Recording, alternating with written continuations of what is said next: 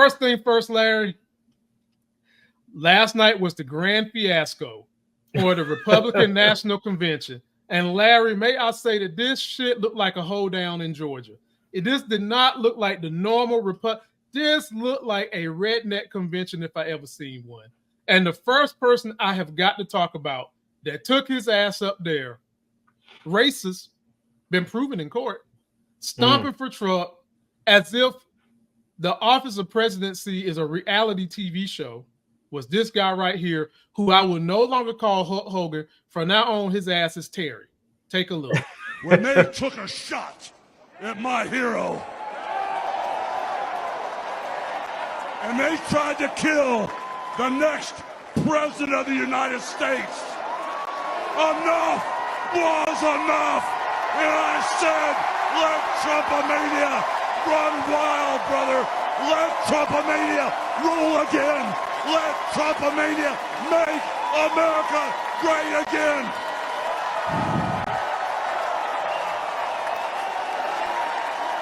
You know something, Trumpites? I didn't come here as Hulk Hogan, but I just had to give you a little taste. And as an entertainer, I love you too. And as an entertainer, I tried to stay out of politics. But after everything that's happened to our country over the past 4 years and everything that happened last weekend, I can no longer stay silent. I'm here tonight because I want the world to know that Donald Trump is a real American hero. What you gonna do when Donald Trump and all the Trumpomaniacs run wild on you, brother?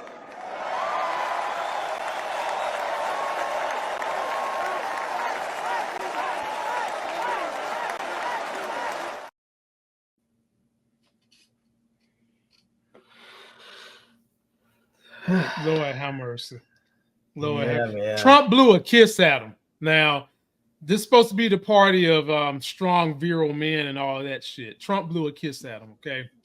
Larry, I thought about using this to attack Hulk Hogan and show people what happens when you use steroids your whole life and never really use the diet to get your physique. But I'm not going to do that. I'm not going to do that. Not going to do that. Not going to do that. I'm going to stick to the facts here. Hulk Hogan was accused of being racist, found to be a racist. We always talk about how whites, if you not live with black people or have had to deal with black people, you sometimes don't understand the impact of racism because it hasn't come to your doorstep. You don't get it. You don't understand it. It can be subtle. It can be overt. It can be inert. You don't understand it. This man is doing nothing more than catering to the individuals who's lost in the sauce and think that somehow or another the reality TV world makes for good presidency when we've already lived through it to see that that does not work. Yeah. Trump is not going to get in office and get presidential. He's telling you what he's going to do. And I loved Hulk Hogan as a child. He actually made me believe in all that, say your prayers, eat your vitamins, and believe in the flag and all that shit till I learned that that was all a lie. And Larry, I'll kick it to you. We have a whole lot of people that for some reason, they know that Santa Claus is fake, but they still believe in that type of rhetoric. And that's all a big lie. And all these guys are doing are sitting up there telling you that Trump is a strong, virile man when he's basically about the same age as Biden. And then also trying to make it feel like Trump is macho. Trump would not bust a grape in a food fight. Floor is yours, Larry. Damn it. You know, I mean, I know the left does it and the right does it too. This whole thing where they like to bring up politicians, celebrities in lieu of politicians to support politicians. It always rings hollow to me. I just think to myself, like, I don't really care what some wrestler has to say about politics. I don't really care what some rock star has to say about politics. If I want to know about politics, I want to talk to a politician. If I want to know about math, I'm going to go ask a mathematician. If I want to know about wrestling, I'm going to go speak to Hulk Hogan. But that's it. I don't really care about. I mean, first of all, he couldn't even get the T-shirt off in one rip.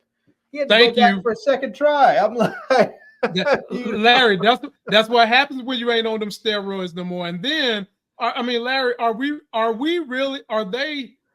the Trump supporters really going to let them insult them that much that this man is up here talking about Trump-o-mania or run wild as if you some damn children? Really? Yeah, they are, because that's the way they sort of look at him. They have, in a lot of ways, they've put him up there as some sort of messianic figure, some sort of deity, and he is the father and they are the children. That's the way many of them have placed him. And so I think they're more than okay with that. Well, my problem with that, Larry, is 2 decades ago, they wasn't okay with that. 2 decades ago, Larry, when we as Black people would highlight some of the things that we see Trump doing, they would tell us we're crazy.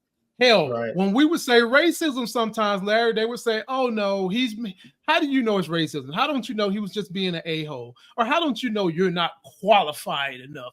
Or how don't you know you're not skilled enough? There's no such thing as white privilege. People have done all kinds of tests where they have taken their exact same resume and the only thing they changed on it was the name, just to give themselves a more Eurocentric or white-sounding name, and all of a sudden they start getting job interview calls and everything else. Whereas when they applied before as Malcolm, as Malcolm Brown or something, or whatever their name is, instead they change it to something like, Chad Smith or Brad Jones or something. All of a sudden, people start calling because they're like, oh, this person must be white and they have great credentials. But when they have great credentials and they think they're Black, they're like, not interested. But the thing is, when you start looking at Hulk Hogan, we know he's a racist. And the thing that got me is with Donald Trump is that everybody he brought up last night, 3 main people he brought up last night, have all been accused or have been already shown to be racist. You have Hulk Hogan. Don't say his name, because I got another one. Don't say his name. I got another video for you. So before you go down that road, let me show you the video of 2 more. One of them is a wife beater too. Yes, that was the other thing that was going to get me. I was like, in this day and age where you're having this fight with abortion and women's bodily autonomy and all this stuff, and the Republicans are struggling to try and maintain or garner the female vote, they want to bring Dana White on stage. I mean, it wasn't even like this is something that happened in the distant past and people are dredging old stuff. This just happened. It just happened. So let's take a look at what the wife beater said without his wife beater on. Say fight! Fight! Say fight! Fight! Say fight! Fight! In my mind, the choice is clear. But this election, we all get to choose. I know I'm going to choose strength and security. I know I'm going to choose opportunity and prosperity. I know I'm going to choose real American leadership and a real American badass. And I'm not telling you what choice to make, and I'm not telling you what to think. I'm telling you what I know. I know America needs a strong leader, and the world needs a strong America. I know Donald J. Trump is the best choice for President of the United States. My fellow Americans, it is my honor to introduce the 45th and soon-to-be 47th President of the United States, Donald J. Trump. Larry, this is so disgusting that these people feel like they are so rich and powerful that what Trump does in office is not going to hurt them. And for the most part, because they're white males, white privilege is not going to kick them in the butt right now. No, maybe not even their lifetime if we keep going down this dictatorship road we're going down. But at some point in time, it will. But having said that, Larry, let me just say one thing. Yeah, go for it. Let me say one thing, and this is going backwards a little bit to where you were in earlier in the show. But I'm going to say this: white privilege is what got Donald Trump shot.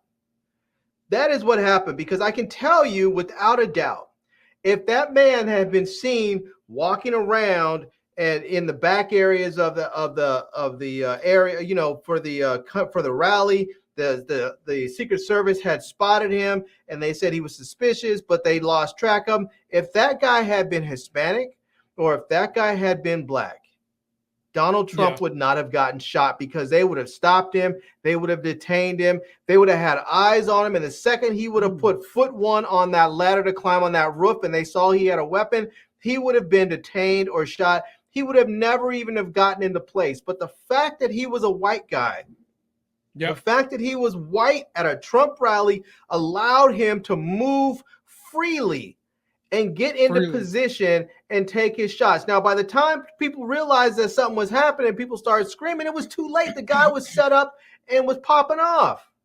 But it was because he had that complexion of protection that allowed him to move around freely. If he had been Hispanic or black, that would have never have happened. It was the fact that the guy was white that allowed him to get into place to shoot Donald Trump, if you want to call it an actual shot. You know, it was no shot. I'm not buying that. I'm not buying it, because they said, Larry, a ballistics person said if even a graze of that type of weapon's bullet would have hit him, it would have done a lot of damage to his ear. I'm thinking that, like they said, they're thinking that the teleprompter hit his ear.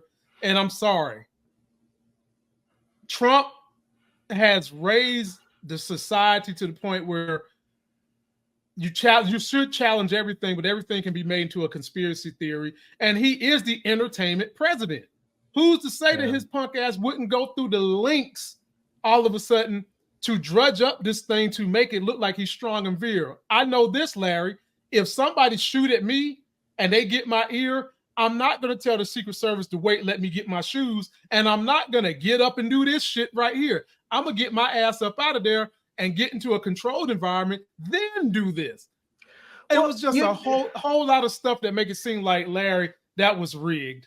This is the thing that gets me, is that when I watched that, and I've watched it over and over and over again, when I watched the incident at the rally, my first thought was I know he's secret. They say he's very close with his Secret Service detail and all that. They've been with him for years. My first thought was his entire detail, his entire primary detail needs to be fired. At the very, very, very least, they need to be removed from his detail and probably taken off of protection details and put somewhere else. Maybe they're put in counterfeiting or something else. But I think because of how close they have gotten with him, I think it tainted their thinking. It didn't allow them to do their job properly, because in other instances where you have seen Secret Service actually in motion, they no longer really talk to their protectee. They go into a mode where they take over that person's bodily autonomy, and they physically pick them up and remove them. They create shields and they physically remove them. If you listen to his primary while he's on the ground, he's saying, "You got it, you guys ready? All right, let's move." And then somebody else says no. And they sit there. They know that the guy's already been taken down. The exchanges have happened. They already know that the shooter is down.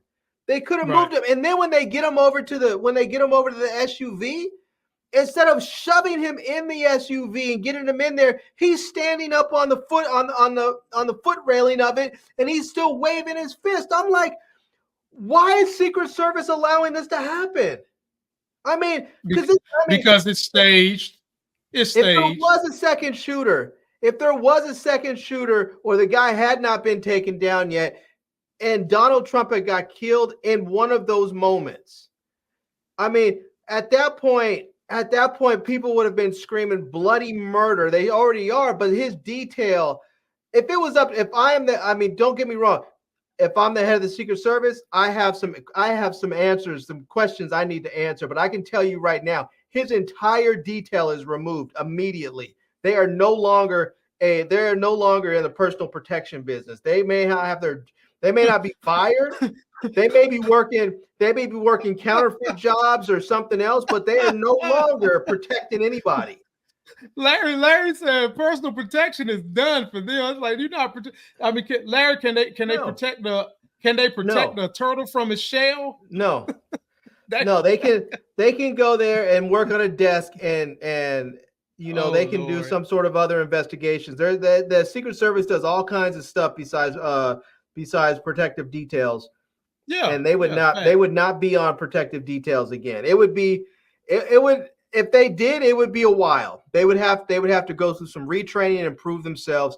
But I think that's one of those. I think they became too close to their protectee, and as a consequence, I think they put him in danger. Agreed. And I'm with that. Definitely, I'm with that. So, ladies and gentlemen, post your comments. Did y'all see the hold down at the Motown RNC rally? And the buffoons that was drug out, and all the buffoons is almost like an entertainment row of political dummies following Trump, from Lawrence Taylor to Hulk Hogan to all his buddies in WWE to Kid Rock racist, Dana White wife beater, Hulk Hogan racist, and all kinds of foolishness. Voting, it doesn't matter why they're voting for him, ladies and gentlemen. Some Republicans have tried to say because they don't want to address the hardcore social issues, because there is such thing as social capital. I mean, let us not think that that's not real. It is. Right. A lot of Republicans try to say they don't want to deal with social capital because they'll tell you they're voting for their pockets. They vote Republican for their pockets, which is downright pure selfish when you're telling everybody else to not be begging to get out here and work. You want them to sacrifice, but you don't. And I always felt like that was a lie anyway, because the majority of people I know who are honest about why they vote for someone, the money usually is not the top of the ticket. At least not people who middle class and below. They vote for the complete person. And what we're seeing is people that are voting for the fact that they think Trump is going to make white great again. They think that Trump is going to restore white privilege. And we've lived through a Trump presidency to see what he will do for you. And his social capital was terrible. He helped the rich people, yeah. But everybody else, you woke up every day stressed, worried. All those tax breaks he gave to the rich, he ballooned the deficit and put that burden on the middle class and poor. And then all of a sudden, what happens? An incident comes that creates massive inflation. And y'all have heard me on my soapbox before that the only ones who benefit from inflation are the rich, and everybody else always gets screwed. Doesn't matter what level of inflation it is. That's how it goes. That is just how it goes, because when a government is forced to print money, the majority of that wealth is not given to the middle class and poor. It goes to the people who already have these ownerships of these establishments to trickle the shit down. And we've already established that trickle down doesn't work for economic equality. And it bothers me to see these buffoons who are in a lofty position of riches sit up there and act like this is not a problem, and then want to banter around the American flag talking about they love this country. No, the fuck you don't. No, you don't. You love your privilege is what you love the most. Right. And I'll let Larry jump in here, and after this, we will talk about the difference between Trump and the middle class and poor and Biden and the middle class and poor, because people always want to know, well, what has Biden done? What he's done for the blacks? What he's done for the common? We about to show you. Jump on in, Larry. But I don't know how many of you out there watched the convention and actually watched the speeches. And I think it's important to watch these speeches, because oftentimes what happens is you don't get the people telling you, they don't get one person telling you everything.